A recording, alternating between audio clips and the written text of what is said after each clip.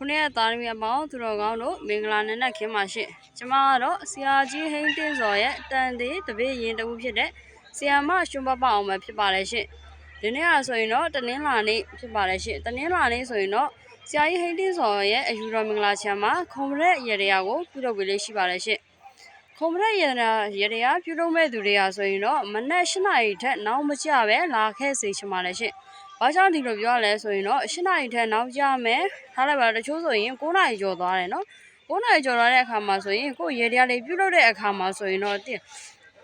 အေးဆေးပြုလုပ်လို့မရဘူးအလောကြီးနဲ့ပြေးတာလွှားတာလေးတွေအဲ့မျိုးလုပ်ရတဲ့အခါမှာဆိုရင်တော့ကိုယ်ရေတရားပြုလုပ်တဲ့အခါမှာဂယူးမဆိုင်နိုင်ပဲနဲ့အာယုံမဆိုင်နိုင်တာလေးတွေမဖြစ်စေချင်တဲ့အတွက်ကြောင့်မနက်၈နာရီကိုအရောက်လာခဲ့စေချင်ပါတယ်ရှင့်နော်မနက်၈နာရီတော့မရောက်ဘူးဆိုရင်တော့၈နာရီခွဲတဲ့ကိုနောက်မကျပဲလာခဲ့စေချင်ပါတယ်ရှင့်ခုံမရက်ရေတရားဆိုတာကတော့ဒီနိုင်ငံခြားအမြန်သွားလို့တဲ့သူတွေတင်မောအမြန်တက်လို့တဲ့သူတွေအလုပ်ပြောင်းနေရပြောင်း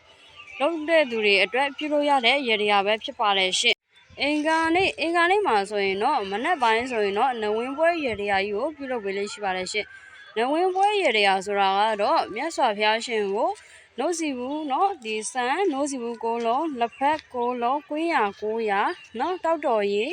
အမကိုယ့်ရဲ့မိမိရဲ့ဒီเนาะအထက်ဆောင်ပန်းအောင်နေချမ်းလို့ဆိုတဲ့ပန်းမြက်မာလာတွေနင်းချမ်းတွေနဲ့เนาะပြုလုပ်ရတဲ့ရေတရားတစ်မျိုးပဲဖြစ်ပါလေရှင့်เนาะဒီမှာဆိုရင်အမွှေးတိုင်9တိုင်ဖျောင်းတိုင်9တိုင်နဲ့မြတ်စွာဘုရားရှင်ကိုကတ်လူပူဇော်ရတဲ့နဝင်းပွဲရေတရားကြီးဖြစ်ပါလေရှင့်နဝင်းပွဲရေတရားဆိုတာကတော့မိမိမှာရှိတဲ့ကံအညံ့တွေစီးပွားရေးလူမှုရေးကျန်းမာရေးအညံ့တွေကိုပြပြောက်သွားဖို့အတွက်မြတ်စွာဘုရားရှင်ကိုဒီเนาะဒီနဝင်းကတ်အောင်ဒီပြုလုပ်ရပါတော့ဒီကတ်လူပူဇော်ရတဲ့နဝင်းပွဲရေတရားပြုလုပ်လိုက်မယ်ဆိုရင်တော့မိမိမှာရှိတဲ့ကံအညံ့တွေကဆိုရင်တော့ကင်းစင်သွားမှာပဲဖြစ်ပါတယ်ဗုဒ္ဓဟူးနေ့တရက်ကတော့အယူတော်မင်္ဂလာချိန်ပိတ်ပါတယ်ရှင်။ပရိနေ့မှာဆိုရင်တော့ခေါင်းဆေးရတရားပွဲကြီးရှိပါတယ်ရှင်။နော်ခေါင်းဆေးရတရားဆိုတာကမိမိမှာရှိတဲ့ကံအညံ့တော့မိမိဟာ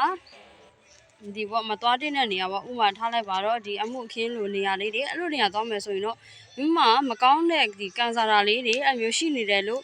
ကိုယ်စိတ်ထဲမှာမတုံးမတန့်ဖြစ်နေတဲ့အခါမှာဆိုရင်တော့ကိုယ့်ရဲ့ကံအညံ့တွေကိုဒီနော်ကိုယ်မှာရှိတဲ့ကံအညံ့တွေကိုတန့်ရှင်းသွားအောင်ပြုလုပ်ရတဲ့ခေါင်းဆေးရတရားကြီးပဲဖြစ်ပါတယ်ရှင့်